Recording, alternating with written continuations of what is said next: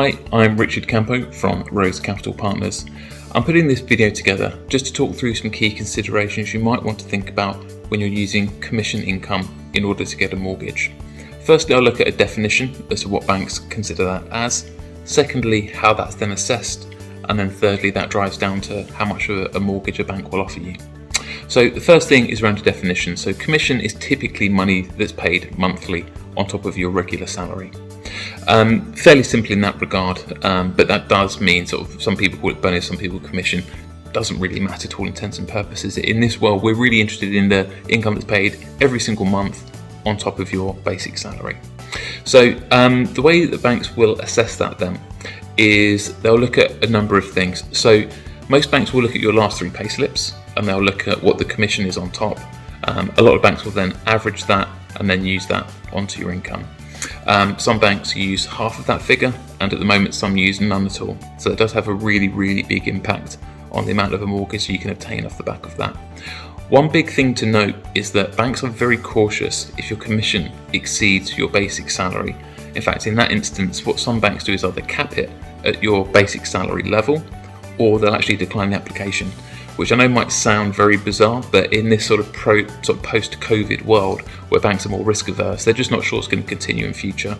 It's not fair, but that's simply the way it works. Just one note of caution. But again, equally, not all banks do that. Some banks are perfectly happy to take all of your commission and they won't look any further. It doesn't have to exceed your basic or anything at all. They'll be quite pragmatic in that area. So again, that's just why it's so important to be talking to the right bank at the outset, because if you want to obtain a certain level of mortgage, but then we find out you can't, you don't want to waste your time and effort on this.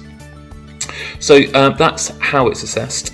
What we might then want to look at is then how that translates into a mortgage. So let's sort of pick a really simple example. Let's say your basic salary is £50,000 and your annual commission is £50,000 on top of that as well. So let's run through those 3 scenarios of how banks assess it.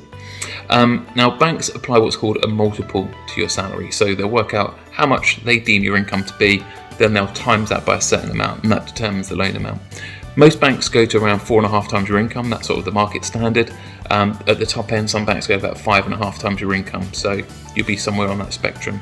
So again, let's play through some numbers to show how that translates into a mortgage. So on that £50,000 salary, if a bank takes none of your basic salary, none of your commission, that will mean you'll get a mortgage of around about £225,000, I believe.